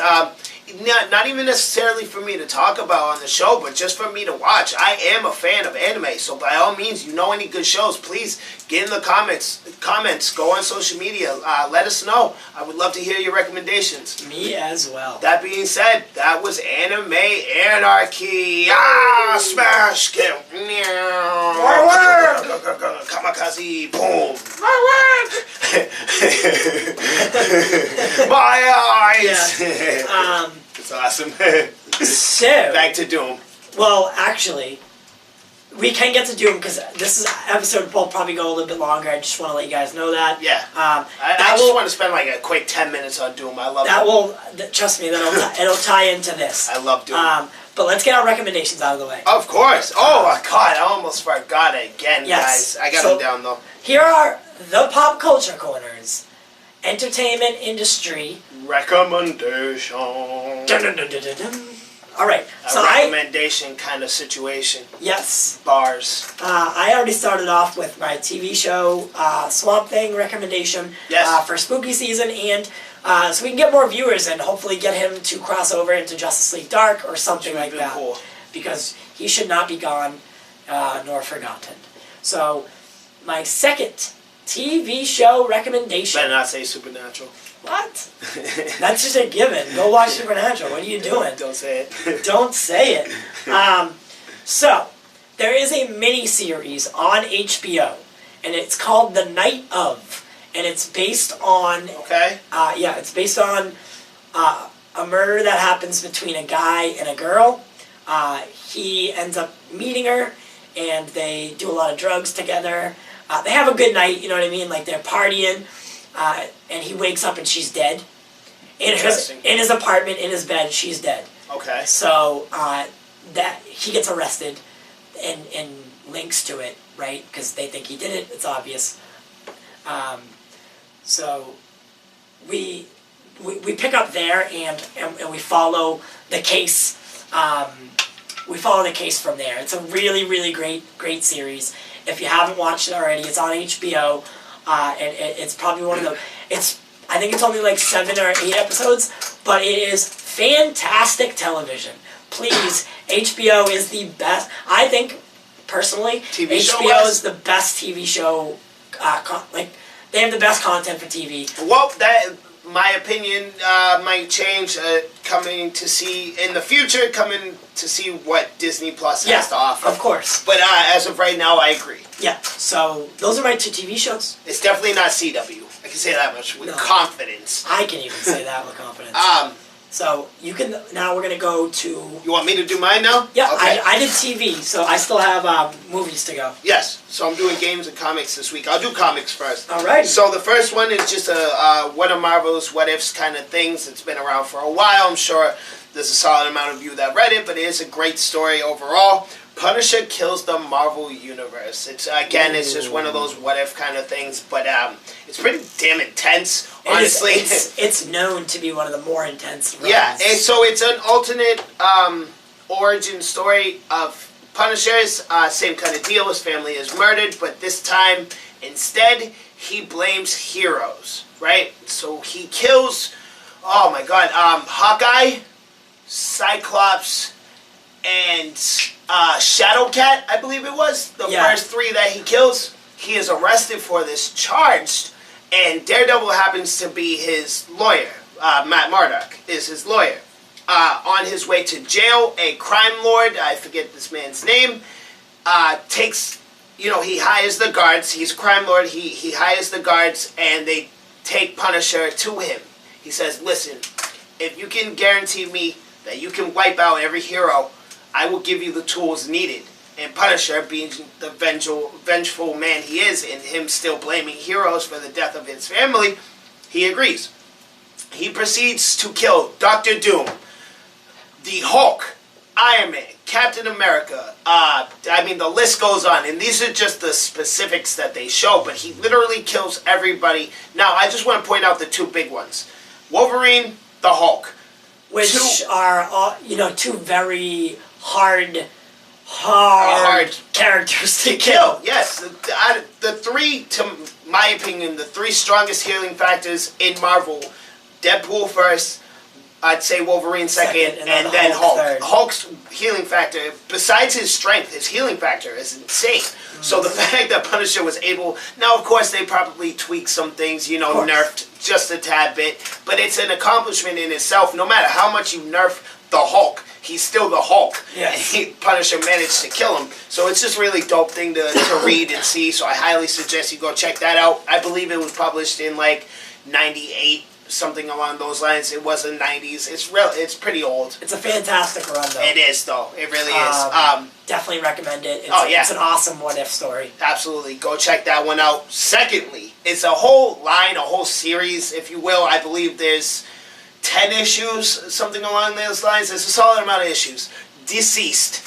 Deceased is amazing. Yeah, it's amazing. Around 10 issues. Yeah, something like that, correct? There's a solid amount, but my God, is it worth it? Oh, this story is so cool. So I'll just give you the basic beginning. I won't go into heavy detail.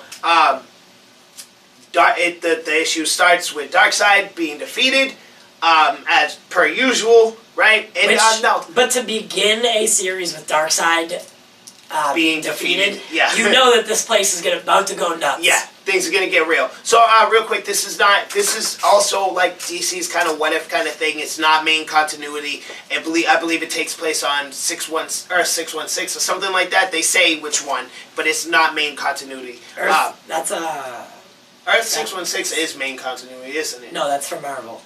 Is it? Yeah, 616 is Marvel. Marvel. I'm sorry. I apologize for that. People. It's probably like Earth 98 or 99. Something, yeah. But it's not main continuity is my point, and it's also like a what-if kind of story. I don't know. Big Trip has a thing for the what-if stories. What happens, though, is Darkseid, he comes and he kidnaps Cyborg, right? Nobody can find Cyborg. They're looking for him. Where is he?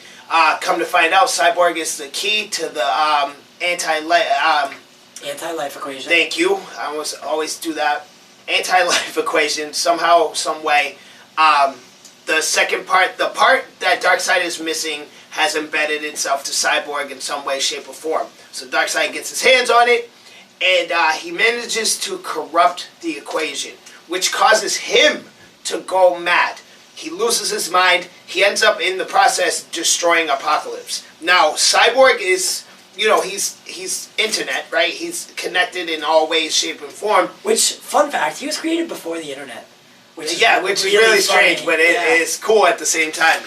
So Cyborg, being the walking, talking, essentially Wi-Fi single that he is, he has the corrupted equation, distributing. So he ends up getting teleported back to Earth, and when that happens, it immediately hits every cell phone, every Wi-Fi signal, every TV, everything outside of landlines in the world. So immediately, right off the rip, it causes people to turn into what is essentially zombies. Yeah. It spreads immediately to everywhere. So we just see chaos ensue. I don't want to go any deeper than that because it's just really cool. But towards the end of the series, you see your favorite heroes as zombies. It's so damn cool, people, to see the heroes that they chose, heroes and or villains they chose to survive, try to fight some of the strong. At one point, there's 2 issues of them just trying to figure out what the hell they're going to do with Wonder Woman, because how the hell are you supposed to stop her? It's just so damn cool, people. Go check that out, please. Go check it out. I highly recommend that as well. Please. So good. I think I only read 2 or 3 of them. Yes. But it's in my queue to finish. Yeah. But worth it. The ones I've read so far they're outstanding. Alrighty, so my movie recommendations are, first, first. I was hyping you up. Oh, I thought you were just getting warm. No, I was hyping you up. I thought you were getting warm. I am sorry. So my first movie recommendation is on Netflix, and it's called The Old Guard, and it's Charlie's Theron. If you like sci-fi action thrillers, which I do. The Old Guard is it's a fantastic show, fantastic movie, and I'm funny deceased. So The Old Guard, the whole premise of the movie is it's these group of 4 or 5 people that can't die, and they are 4 hire assassins. Oh, I'm familiar with this movie. Yes. And it shows like montages or whatever of them throughout time. Correct? Yeah. Yes, I am aware of this movie. But it's fairly new, and it's very worth watching. It looks fun. Yeah. It does. It looks fun. I can see that. Charlize is not my favorite. She is a good actress. She's a great actress, and she kills it. She just literally kills it. She does a fantastic job. The supporting roles also do a good job of keeping up with her. But the movie overall, it keeps you on the edge of your seat. I'm not breaking anything down because I don't spoil. It's against my religion. It's against my religion. Yeah. What a silly thing to say. Yeah. That's funny. So I like that. It's on Netflix. If you don't have Netflix, you probably live under a rock. Yeah, I was about to say it. If you don't have Netflix, get a life, nerd. Geek. But head over and watch it. My favorite insult of all time is somebody calling somebody else a nerd. It's so funny to me. Like, I do it all day, every day. I drive down the street and, like, see somebody doing anything, and I'll just, nerd! I don't know why. I think it's so funny. I like drive-by compliments. When you drive by, you're like, hey! Nice boots! You have fantastic glove! Hey, my man! You have a beautiful smile. Yeah. It throws people off like you've never seen. Yeah, you gotta say it aggressively. Yeah. Yeah, yo! You have a great haircut. Yeah. You've never seen people thrown off so hard. That's awesome. Also, I've gotten a pound cake thrown at me. A pound cake? Pound cake thrown Does a pound cake weigh a pound? Is that the point? I think so, yeah. I feel like it's the point. Someone threw a pound cake at me from the window of their car. I knew them, so it was funny. But yeah. I'm pretty sure that's assault with a deadly weapon. I got pound caked. That was pretty fun. That was not an insult.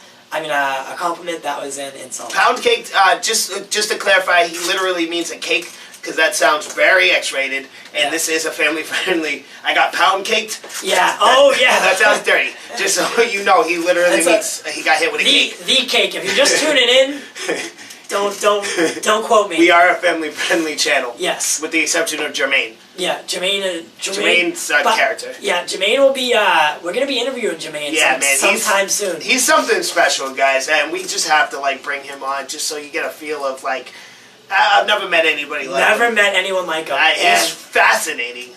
Honestly, he smells kind of weird, too. It's not kind of. He smells. It's like after club smell. Yeah, it's body glitter, shame, and for lack of better terms, genital warts. Yeah. Smelling. And I don't like it. Like pus. There it is. Like pus. So he'll be on the show soon. Soon. You tune in for that bad boy, because I promise that's going to be a fun interview. Yep. And also, like we said before, November is going to be a Snyder Cut month. Spectacular. Speranza, I guess. Snyder Cut celebration. Yep. I don't know. We'll think of a better name for it. Yeah, definitely. Give me some time. Got the Big Drip good with the nicknames and whatnot. Yep. Got Cinema Blends, Sean O'Connell, and the Nerd Queens come in. We're super happy. So my second movie recommendation. Oh, hit me. So. We get off track often, you notice that? Very. But it's always funny, so I think people are entertained. Super 8. Oh, dude, I love that movie. Super 8 Yo, movie. To this day, that train scene. The best. Oh, God, I love it. I love it. Yeah, that's a great movie. Good one. Good one, Justin. I like that. Super 8. Good movie. I don't know where you can watch it right now. It's a Stephen King movie, no? I don't know. I think it's on HBO Max, by the way, to answer that question. I feel like it is. Hold on, let me look it up. But so Super 8 follows a couple kids. They're making a movie, and great movie, dude. What happens after, what happens during. Government conspiracy, whatever. Yeah, very much. Train crashes. They end up getting it on film. It's really funny. Well, it's not funny. But it's just a dope scene. It's a dope scene. It really is. It's got like alien stuff. It's got action, like a little bit of action. It's mainly, like a mix between the Goonies and. I said Stephen King because it's very much like a Stephen King movie. It's a mystery kind of monster movie. Involving a group of children that are like nerds. You know, that's why I said it's a Stephen King. It's available on Hulu. Oh, there you go. Yep. I might watch that tonight. I love that movie. Yep, it's available on Hulu, and then you, as well as Epix, and you can buy it obviously on Amazon Prime, Sling, YouTube, and everything like that. But honestly, guys, go check it out. One of my favorite, you know what that genre is. Young kids all teamed up, kind of like Stranger Things. Yes. It's like a mix between Stranger Things and the Goonies. Yes. But that's a good, one of my favorite movies to watch when I'm just not doing anything. Yeah. You get everything you want. So yeah. Head over to Hulu or Epix. Most likely Hulu because you don't want to have to pay money to watch it. Well, Epix is like Showtime or Starz. Oh, okay. So if you are subscribed to it or a Comcast user, Comcast users have Epix for free since it's a Comcast company. Go check it out. That's a great recommendation. That's a good movie. Go watch that. I'm assuming most of you have seen it already, but anyways, I'll take games. Here we go. First and foremost, Arkham series. I'm recommending this as of right now. There's 4 games. I am recommending it because of the upcoming Suicide Squad game that we saw at DC Fandom that will be on next-gen consoles. I'm assuming they'll also release it on the previous consoles. And in all actuality, it is a great series. The first game is excellent. And then Origins is the third in the installment, and it's a little lackluster, but it is overall a good game. It's really the pinnacle of what a Batman game should be, and it's the direct reason Spider-Man is the way it is, and we see the kind of combat that we see now from Assassin's Creed, Shadow of Mordor did it. It's just Batman really those games were really the Rocksteady really changed the game with all that. With that series, so I highly suggest playing it if you haven't already played it. The stories in them are excellent, well-written stories with characters that we don't really get to see as much as we might like to. People like Hugo Strange and Mr. Freeze and what's dude's name?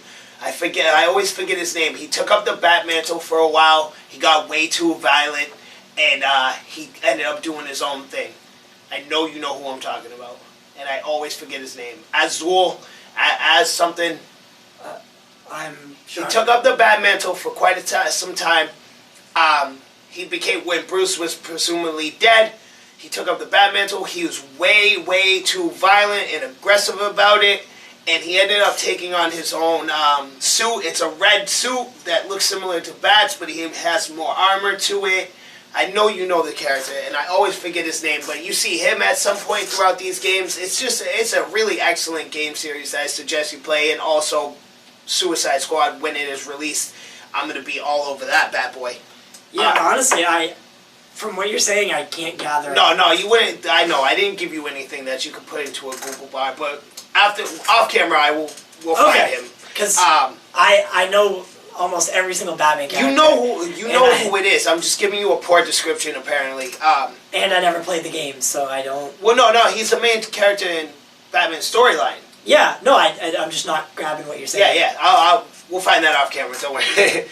Second game, Brawlhalla. Now, Brawlhalla is just button smashing action, Super Smash clone. But this game is awesome. It's over the top, exciting, just beat 'em up kind of game. It's so much fun. It's the perfect kind of game. You bring your friends over, you have a good time, you just beat the hell out of each other. It's just a lot of fun. It's an indie game. I don't know the studio that made it off the top of my head.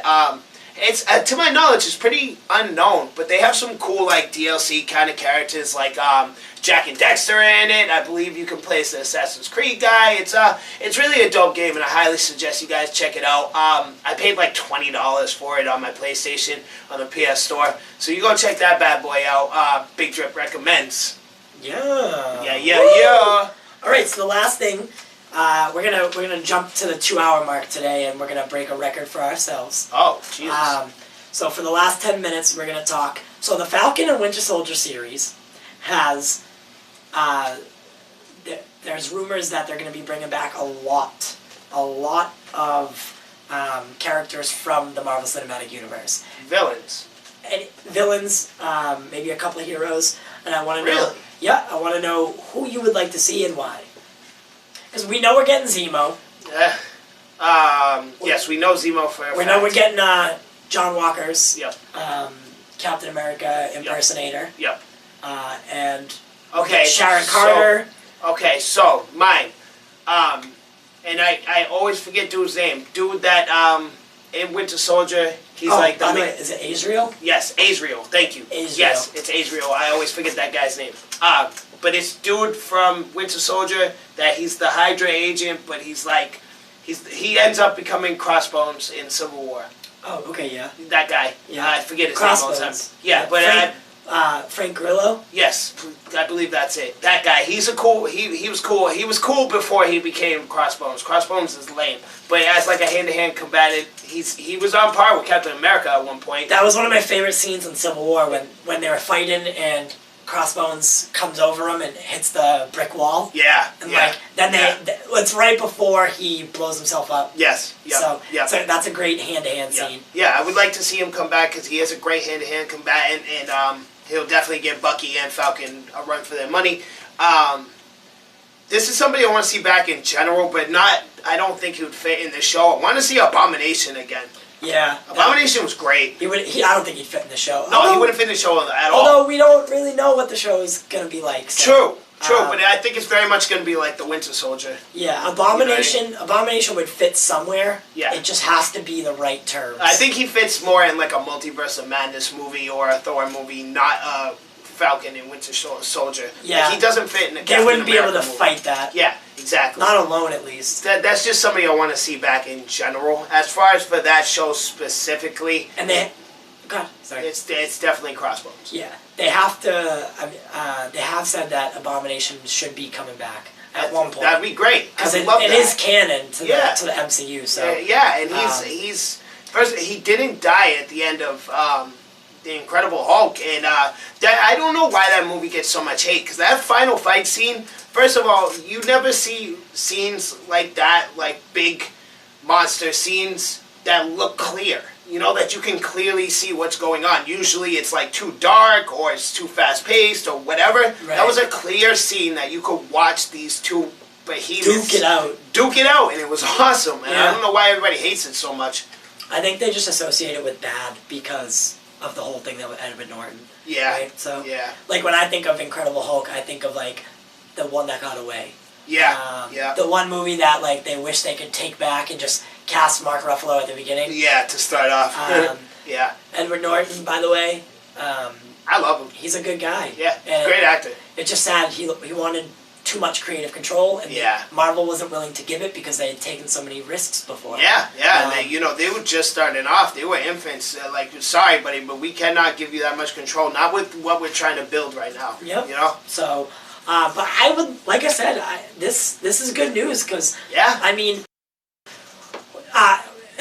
Anthony Mackie also just went on record saying that filming has been awful. The conditions are awful right now. What? Like Due to Corona? Yep. Yeah. They get prepackaged meal food. Really? Delivered to them in Ziploc bags. Like Yeah, but I mean, not for nothing, but that's probably a prime steak in that pre-sealed bag. Yeah, you know what I'm saying? right. They're not getting Lunchables. Yeah. You know what I mean? And he said that like people are scared of each other, and it's just uncomfortable. It's awkward. Yeah. It's probably a good word for it. So many regulations, like there's one way into the set, one way out. Yeah. You have to follow procedures, or there's like a Czech Republic dude, like poking you with a stick, like Really? stay 6 feet apart. That's yeah, so crazy. He said it's really awful. Wow. In an interview, he was kind of joking around too about it, but Well, like he's exaggerating a little bit, but Yeah. it sucks. It does. You don't have to tell me that to know that shooting a movie right now and or a TV show sucks ass. Well, Corona going on. right, and I You know what's going to be interesting to see, Drizzle? If we notice anything. right? Like, because of the 6 feet apart thing and all the rules and regulations. I wonder if we're going to notice that when watching these movies. You notice it in Supernatural. Really? Yeah, because the final 7 episodes were filmed after. They're one of the only TV shows that doesn't film their whole series right away. Yeah. They do it in, like, they usually have 3 different breaks during their season. Okay. And that's, time to film. When they film the next one, the next batch. And you can clearly tell in these new 7 episodes that they didn't... They only got close when they needed to. That's so great. But it also sucks because... I'm really curious for, like, big production movies. If we notice stuff like that in, like, the MCU, it's going to take you out of the emergence. It really will. If you can notice that. If it's so abundantly clear that they're staying 6 feet apart, but editing them closer. Yeah, and you know what's going to be weird, too? Because this show is going to be very much a hand-to-hand combat kind of show. So with all this 6 feet stuff, it's going to be weird to watch it, Yeah. But we'll see how it goes. I think they should bring back characters that didn't get their time to shine. Yeah. So for instance, I was going to say Red Skull, but very gone. He's had his time, I guess, but I would like to see him come back and try, now that there's a new Captain America. Yeah. Well, maybe somebody else can take up the mantle, same way Falcon's taking up the Captain America mantle, because just for the sake of, like, continuity, I guess is the word, with Red Skull being the guardian of the Soul Stone, it really wouldn't make any sense to see him in Falcon and Winter Soldier. Mm-hmm. But it could be an obsessed fanboy that takes over the mantle, right? And he's, like you said, here to challenge the new Captain America, right? I'd be interested. Maybe a better Mandarin.